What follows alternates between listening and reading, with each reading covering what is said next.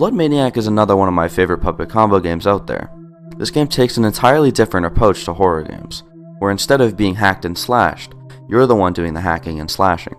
Although there should be no fear struck from this game because there's nothing chasing you, it does give you chills. This game uses gloomy atmosphere, ambiance, and music to its advantage to freak out the player, which is fitting for a murder simulator. I've made a video on this game before, but I've never talked about how much I actually enjoyed the game.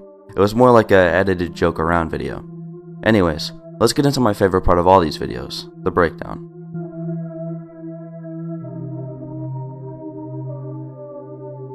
With a game like this, there isn't much of a storyline to go off of, but there is one, somewhat. You play as Larry, a serial killer who lives in a correctional facility of some sort. It's around Christmas time when you break out of the facility and start your murderous rampage. There are 5 different levels in this game: the asylum, slumber party, house party, grocery store, and outside. Each of these levels play like a level in Hotline Miami. You basically have to kill everybody in the building without getting caught, so as you can imagine, stealth is a major role in this game. I really appreciate the effort that Puppet Combo put into this game, with all these different mechanics including the sound meter, visibility meter, things to hide in including closets and showers, and character dialogue. Another thing that makes this game really good is it's insanely replayable. Like, you could play this game for hours if you liked it enough. There's just so many different ways to approach levels like the grocery store and both of the house party levels. If you really put your mind to it, you could pull off some serious slasher film stuff. My guess for the inspiration behind this game is The Maniac, as that movie was shown from the perspective of the murderer. Another movie that takes after the murderer point of view film is Stay Out of the House, which is the same film that is inspiring Puppet Combo's upcoming Feed Me More Billy. Since this game has next to no story, it's the gameplay that makes this game good, and in my opinion, Puppet Combo did an amazing job with this, and I can definitely see why he loves this game the most out of all of them.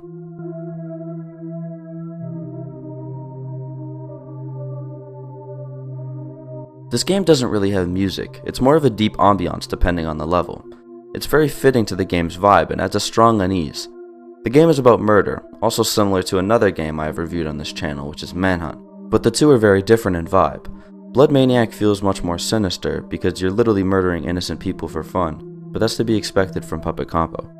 I think it's a plus to have somebody like Puppet Combo to not have much of a filter on a game like this, but the game's music makes you feel extremely uneasy.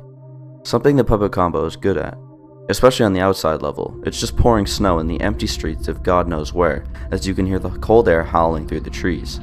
Then, when you get inside, you can hear the electric buzz of basement lights and the voices of unsuspecting victims upstairs. I'm not exactly sure who makes the music for this game in particular, but Puppet Combo games usually nail the audio on the head in most of their games, and this one is no different.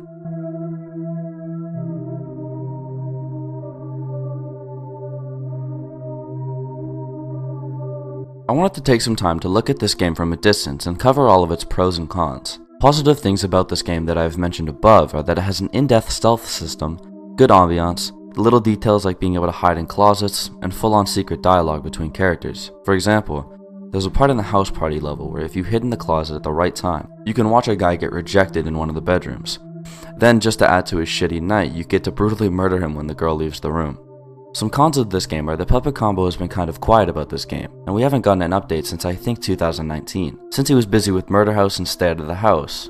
Another con is that this game has fairly little content.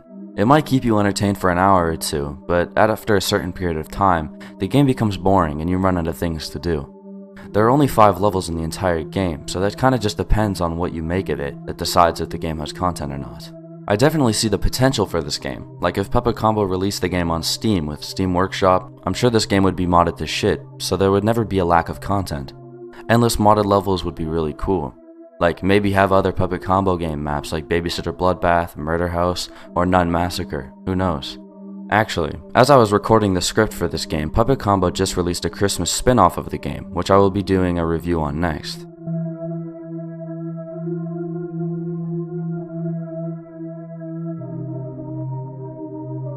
In conclusion, I can see why this is Puppet Combo's favorite game of his, and the game has a lot of potential to be even more fun than it already is. If you liked this video, be sure to leave a like, and make sure you share your opinions in the comment section down below. The more comment interaction there is, the more it'll help this community grow. And if you like videos like this and want to see more in the future, be sure to subscribe because there will be many more on the way.